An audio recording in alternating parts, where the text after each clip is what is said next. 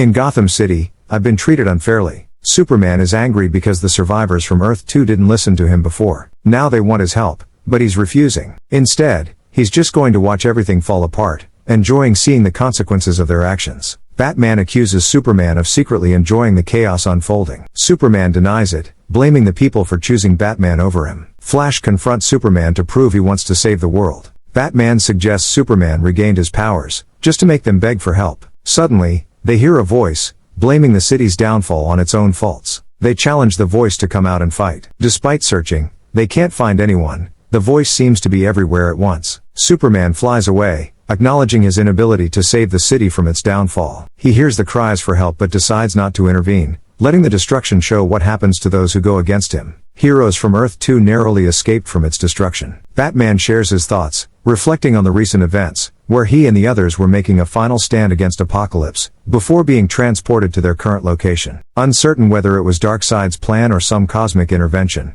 they remain unsure of what occurred. Richard Grayson punches Batman, expressing his frustration at Batman seeking gratitude, while he has lost everything and everyone he cared about, including his wife and many others who believed in heroes like Batman. Jay Garrick steps in, criticizing Grayson's actions and identifying him as a war correspondent, who was never truly in the midst of battle. Jay confronts Richard, questioning his belief that he could scare away parademons with words alone. Richard defends himself, emphasizing the importance of sharing stories about real people facing great challenges without superpowers. Jay acknowledges with Richard's loss, but reminds him that others, like himself, have also lost family members. Everyone is surprised when Yolanda Montez suddenly emerges from the ground, happy to be alive. Richard tells Yolanda to step back, and questions her judgment. Yolanda declares her happiness to be alive and stands by her identity. Richard dares her to share the perspective with the deceased. She explains that she doesn't need to tell the deceased anything, because she was with them and considered herself a part of them. Batman changes the topic, saying they need to concentrate on what's happening now. He observes that they are clearly no longer on Earth. Green Lantern, as Alan Scott, realizes he can't sense the green, likely due to their new location. Batman acknowledges that whatever brought them there, protected them during the journey. As they chat,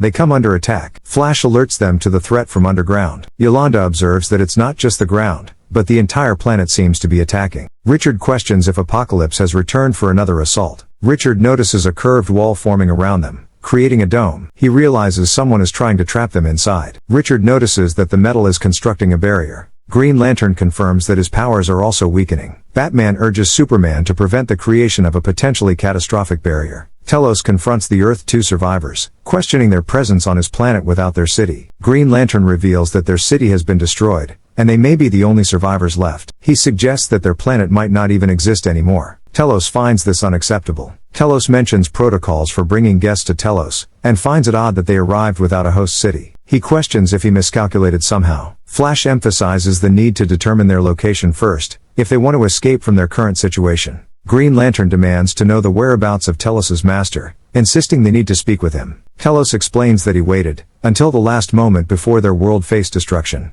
as his master advised. However, he acknowledges that the absence of a city indicates an error in his calculations, ultimately leading to their current situation. Telos reveals his purpose, to carry on the work of his master, Brainiac, following his design and purpose for the ultimate god machine. Telos declares his authority as the judge. Superman denies his power, but Telos counters, claiming that without him, they would have died. Telos acknowledges their presence, stating that they are the final piece, the last remains of all the worlds that were ever collected. He suggests that their arrival might be a sign, potentially the signal his master had predicted would one day come. He agrees, confirming that it must be the time, when all must be set in opposition, to determine which will be replanted in the universe of worlds. He reveals that their rival worlds are their test subjects, with millions of people imprisoned. Superman demands Telos to free them immediately. He declares that he will initiate a battle, setting one world against another until only one survives, a scenario he predicts they won't survive. He declares that he will reach out to all residents of his world, and speak to them as one entity. Telos announces that their imprisonment will now turn into competition,